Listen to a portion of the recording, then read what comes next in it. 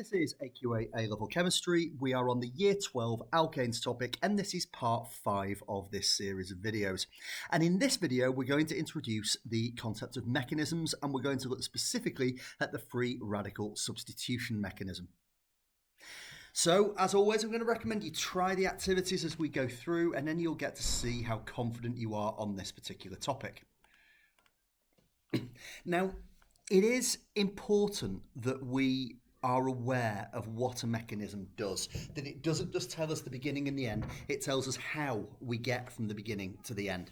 This is a slightly unusual mechanism in the sense that we don't use our curly arrows, we represent it in a different way.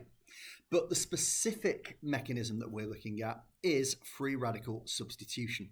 Now, free radical substitution takes place in 3 different stages: initiation, propagation, and termination.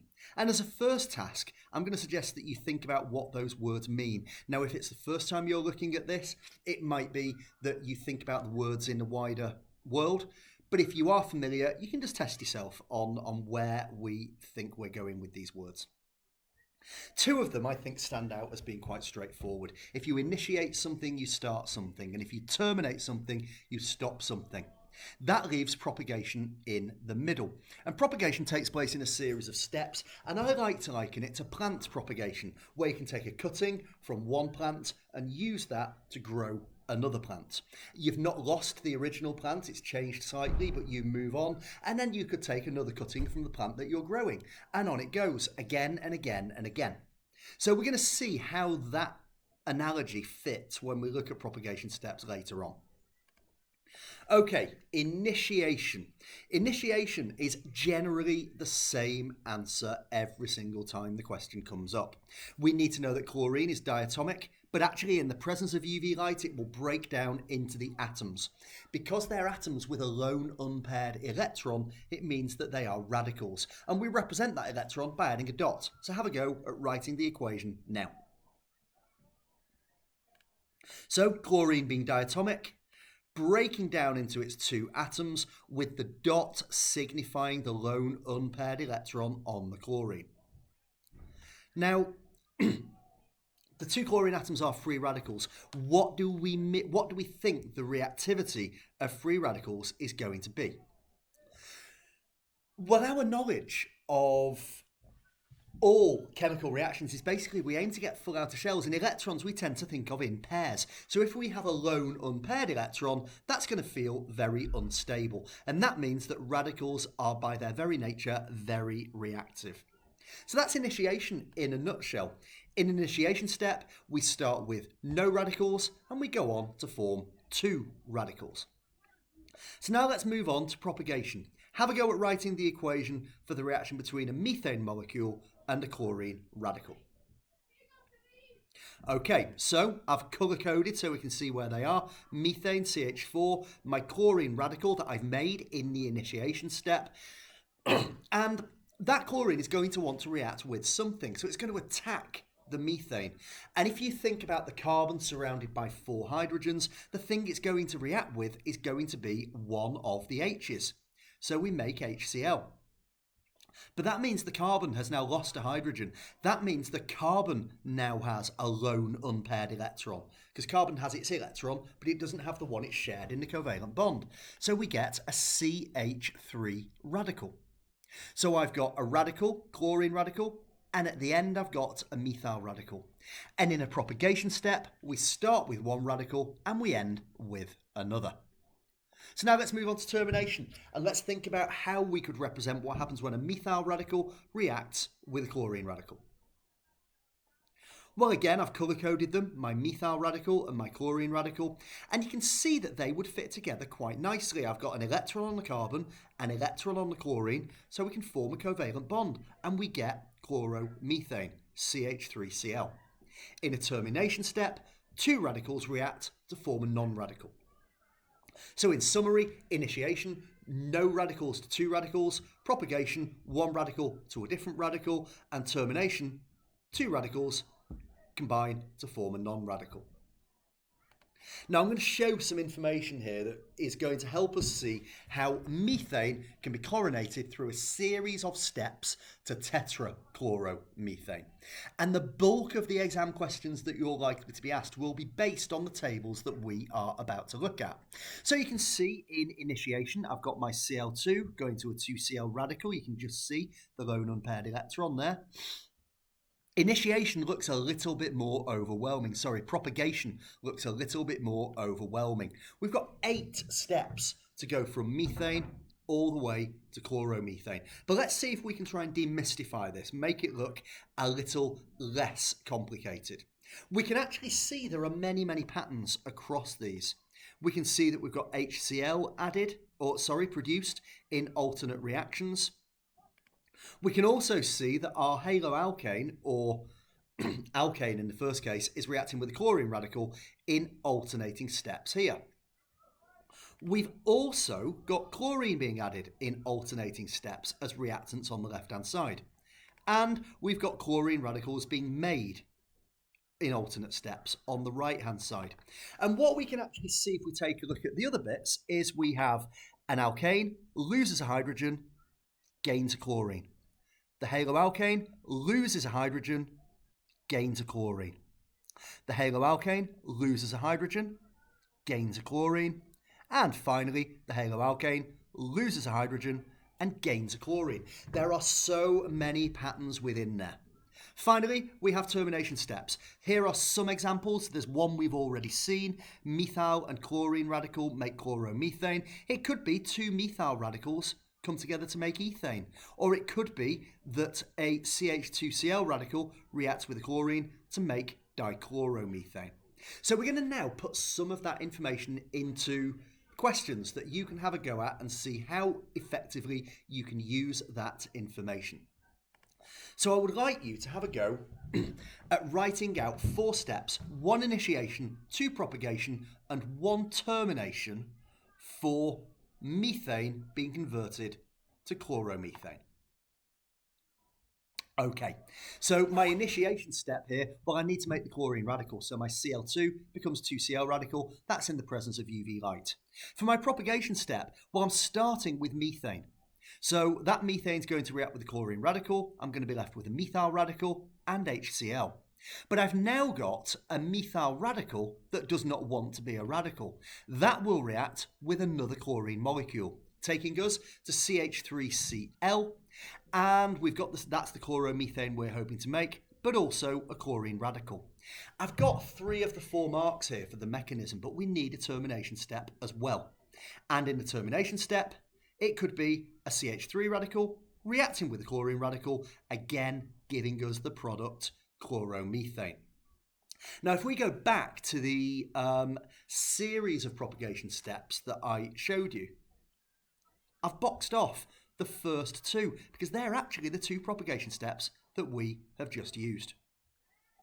Okay, so how about if we did dichloromethane to trichloromethane? So on this one, the initiation step is still Cl2 to 2Cl radical. My propagation step, I'm starting with dichloromethane. I'm adding a chlorine radical, so that's going to rip away a hydrogen, and it's going to form HCl as a result. Now, my new radical is going to react with a chlorine molecule, giving us the trichloromethane. I've made it in the second propagation step. However, I need a termination step as well, and that would be the CHCl2 radical reacting with a Cl radical, again giving us the trichloromethane that I've highlighted and colour-coded there. Again, just so we can see this really clearly, I've used this pair of equations for my propagation steps. They come from the 8 that I discussed at the beginning. So now let's try chloromethane to dichloromethane. Well, the initiation step, once again, Cl2 goes to 2Cl radical. I start with my chloromethane. I react it with the chlorine radical. All of this goes on exactly the same as we've seen in all of the others.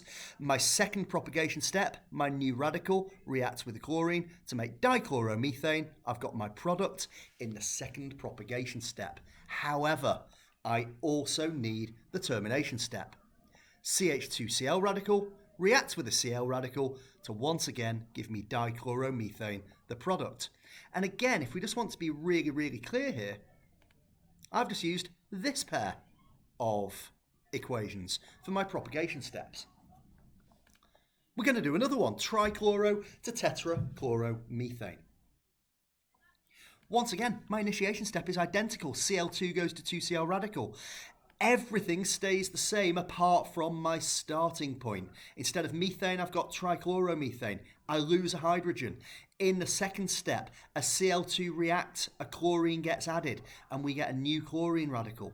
I've made my CCl4, my tetrachloromethane, but I need a termination step. So I put that in, CCl3 radical, and Cl radical goes to CCl4. Once again, I've made the product in the second propagation step and the termination step. And we've got our fourth and final pair from these propagation steps. So this helps you to answer a great many questions.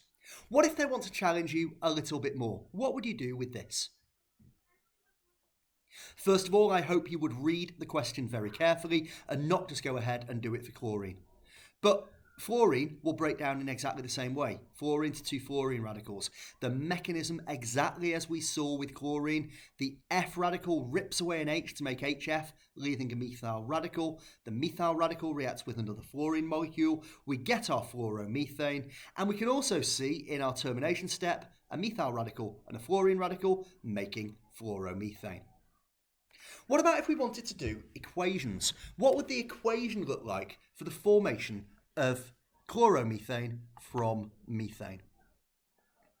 Well, I'm going to start off by saying that we'd start with methane and end with chloromethane. We know that.